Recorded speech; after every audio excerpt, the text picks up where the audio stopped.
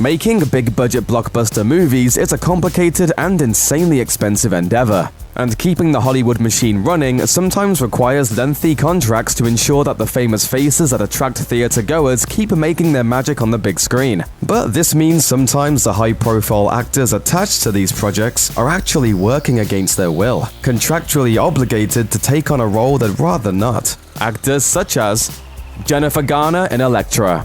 After the financial success of 2003's Daredevil, attention turned to a spin-off focusing on Jennifer Garner's character Elektra. Daredevil writer and director Mark Steven Johnson discussed bringing Kevin Smith on board to help with the screenplay, and Garner gushed in interviews about possible paths the storyline could take in the sequel she was already under contract to complete. Unfortunately, sometimes even the best-laid plans go south, and 2005's Elektra didn't live up to anyone's expectations. Johnson was replaced as the writer and director. The film bombed at the box office and was panned by audiences and critics, and Garner herself even told her ex-boyfriend Michael Vartan that the movie was awful.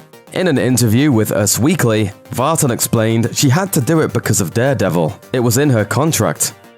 Mike Myers in The Cat in the Hat. Following his first Austin Powers movie, Universal signed Mike Myers to appear in what was to be a comedy based on his Dieter character from Saturday Night Live. I am so full of anticipation that my genitals have sucked up into my body cavity. He backed out of the part due to issues with the screenplay, which launched a series of legal battles between the studio and the star.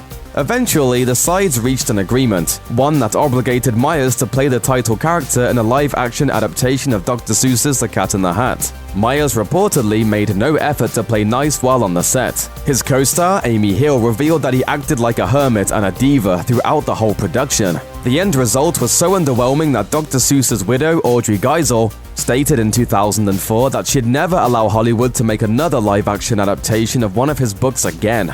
Jessica Alba in Fantastic Four: Rise of the Silver Surfer. When you agree to play a major character in a superhero movie, you'd better be prepared to play that same role again in the future, even if the movie is a flop. That was the case for Jessica Alba, who played Fantastic Four team member Sue Storm in the 2005 Fantastic Four movie. Because of her 3-movie contract, Alba was obligated to return for the 2007 sequel, Rise of the Silver Surfer, an experience she hated so much that she actually considered quitting acting for good.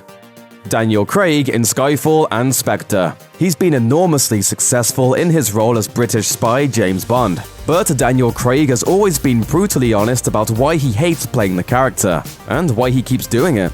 After the release of Skyfall in 2012, Craig admitted that he was never keen on becoming Bond in the first place, saying, "I've been trying to get out of this from the very moment I got into it." During the 2015 promotional tour for Spectre, Craig turned the Bond hatred up a notch, responding to the prospect of more sequels by saying he'd rather slash his wrists than appear in another Bond film, and saying if he did, it would just be for the money. In July 2017, The Mirror reported that Craig will indeed cash in and stay on to play Bond for the 5th time, despite his well-publicized disdain for the part.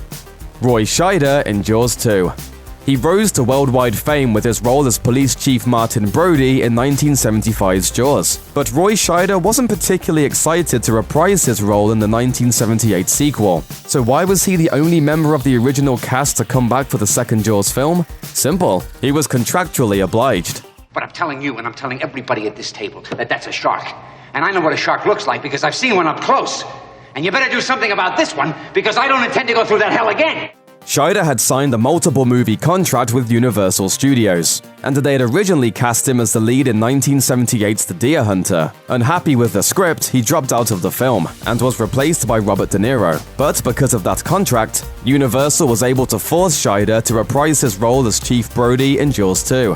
Marlon Brando in Désirée. You would think Hollywood legend Marlon Brando always got a say in which movies he made, but even Brando had to deal with contractual obligations, perhaps most infamously when, as a result of a lawsuit filed by a producer, he was forced to appear as Napoleon in 1954's Désirée. But Brando didn't take it lying down.